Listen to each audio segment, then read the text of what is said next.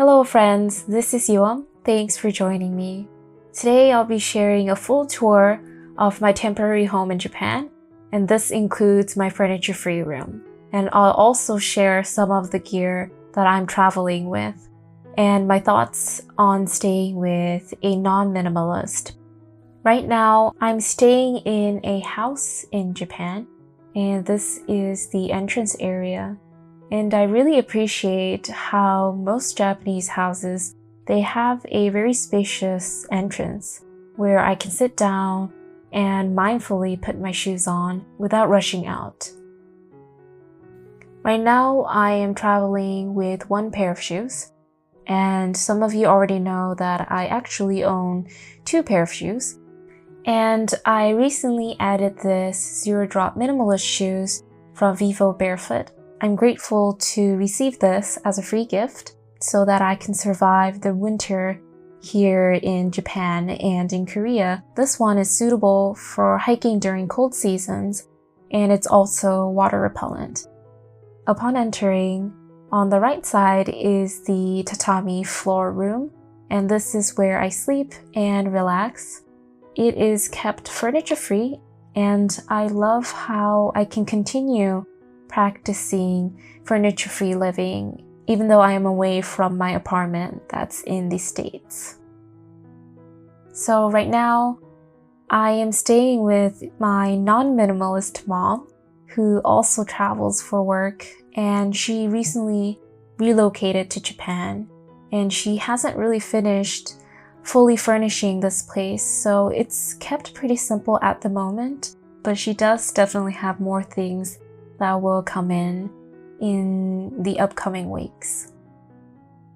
But I'm glad that this room will stay furniture free as long as I'm here, so I can still align with my extreme minimalism practice.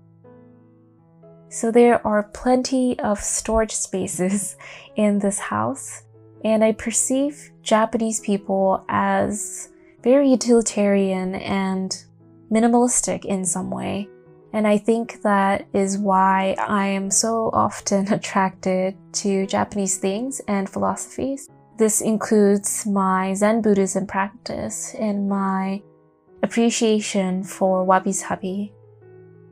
So this is where my mom keeps her luggage, and on the other side is where I keep all my travel gear.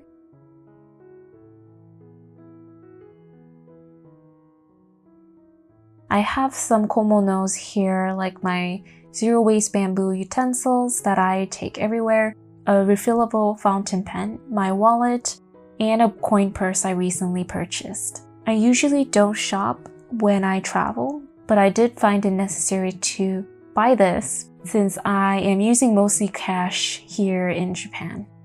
I also have a biodegradable floss and a soap tray since I carry my own soap when I travel. The bottom shelf contains my duffel bag, a scrubber bag so that I can continue doing laundry by hand. I also have a backpack that I use while I hike, and I also use it to carry my laptop. When I was flying to Japan, I packed everything in this minimalist bag from Packed, and if you want to watch my travel packing video, I'll share that with you here. And you can also check out how I range and roll my clothes so that it is compact. On the other side is where I keep my futon, and I fold it every morning and store it here so the tatami floor gets proper ventilation, and I just like to keep it tidy and organized around my personal space. I often get asked if I feel bored in such a bare environment, in such a sanitized and kind of a drab environment. So I choose to seek entertainment outside, like venturing into nature, going to trails, and going sightseeing. For me, it's important to stay active and to cultivate nourishment for my mind and body. The rest of the shared areas are mostly furnished, and I respect my mom's possessions and way of being. So she has a dining table, an armchairs, a coffee table, and a TV stand at the moment. I know that some people find it difficult to live in harmony with someone who is a non-minimalist.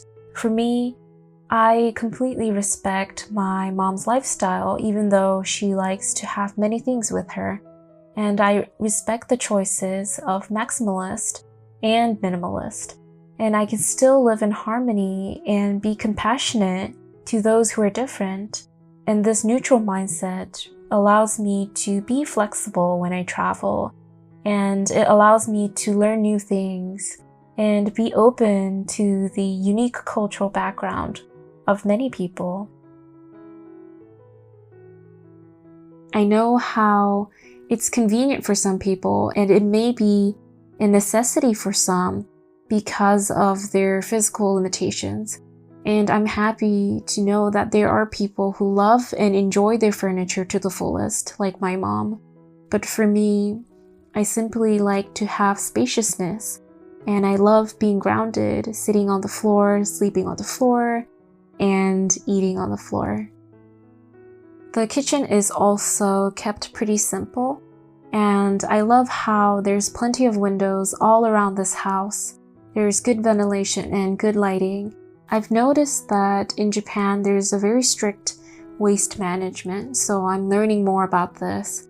And I was reminded of how a lot of the things in Japan are close to zero waste and low waste, like using reusable rags in the kitchen, using bento boxes to pack lunch, and using furoshiki for food wraps.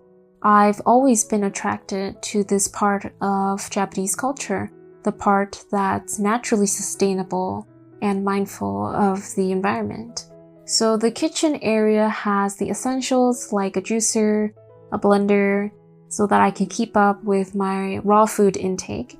I also brought my B12 supplements and lemon balm tincture with me. I'll definitely share more about what I eat in Japan as a vegan in a future video if you are curious about that. Right next to the kitchen is the laundry and sink area, and this is all together. And I do use the laundry machine for blankets and beddings, but most of the time I go for my scrub-up bag. The toilet is actually separate from the sink area, and in Japan this is pretty common, and the toilet actually has its own mini sink on the top. The shower room is pretty bare bones. It does have a tub, but it's a bit different from the ones I'm used to in the States. It's much deeper and it's much shorter. I think this design allows me to conserve more water. So this house has a total of 3 stories. The second floor has 3 bedrooms, and the third floor is more storage and the entrance to the rooftop. And there are lots of extra bedrooms that are being used as guest bedrooms, but it is unfurnished at the moment. Since this house is provided by my mom's job, I don't think that she has the option to choose a 1-bedroom or 2-bedroom house or apartment. The first guest bedroom is being used as my office space while I am here, and I do my video edits and other work, and I can focus more when I have less distractions and stimulation. My mom is currently using the guest bedroom while the master bedroom is being prepped and is going to be furnished in the future. So this room has access to the balcony, so that's where most of the laundry is hung unless we choose to use the dryer during the cooler months. The entrance to the rooftop is on the 3rd floor, and it has a pretty nice view of the neighborhood.